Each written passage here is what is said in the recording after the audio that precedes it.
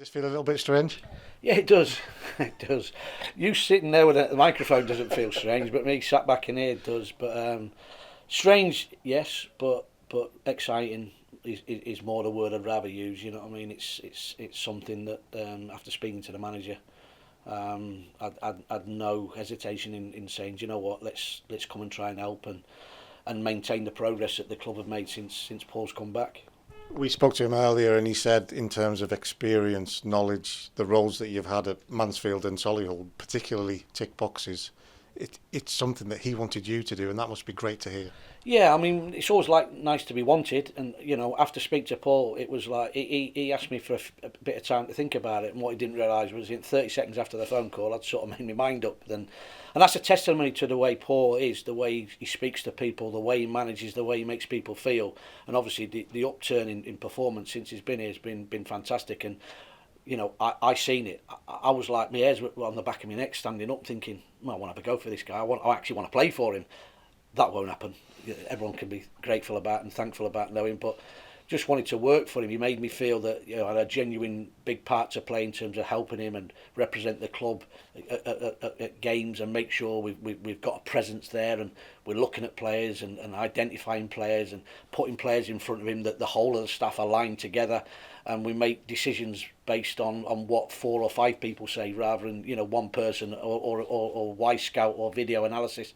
We're actually out there watching people live and getting good information to make sure we get the right players into the club. You've basically put the job in a nutshell there, but how does it work now, Greg? How do you get off the ground here? I know you've got this knowledge that you've had at your previous club, but it's different here and it's a different set of parameters, I suppose. Yeah, but I know the parameters, and I know that the reasons, good reasons why people want to come here. I know some of the reasons why people might not want to come here, with the geographics and the long journeys and where it is. But Carlisle's not going to move. It's not going to move. It's always going to be placed where it's going to be placed. And what we've got to set out is making sure players that come here know where it is, know that you're going to have to travel, know that you're going to have to commit to staying over in the houses or in hotels and at times. And if they're not prepared to do that, and then we can't make that signing, because everybody that's got to be here has got to be in a good place themselves in terms of their own personal situations. And if we get that, we're going to get better performance in training and better performance on the pitch. And I've got a bit of an advantage because I know how difficult it was at times to persuade people to come here. But if they're coming up with problems straight away, and I'll tell them the problems, I'll tell them that because that's important, they know them and they've accepted they're going to deal with them, we can then put them in front of the manager and say, well, they're the 4 centre midfield players that we're looking at.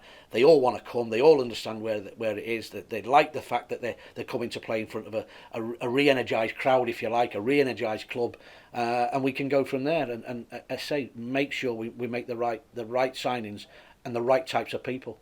We haven't had this role at the club for a number of years. How much weight does it take off a manager's shoulders when you've got somebody doing what you're about to do? I'd like to think I can take as much weight off his shoulders as possible, because listen, being in his position as well, I just know how consuming that role can be, and you do have ups and downs, and sometimes when you're down you need somebody that can maybe give you a comforting arm, and I want to do that for him, not that that he would want it, but it's something that you might just be a coffee talking about something totally different rather than football, but just to say, do you know what, everybody's behind you, everybody's supporting you, and we'll do as much work as we can in them areas to allow you. It's like dealing with agents, dealing with player, dealing with contracts, dealing with all that sort of stuff. He doesn't need to do that. He needs to say to me, I want that fullback or that midfield player. We go and try and make all the necessary contacts and negotiation.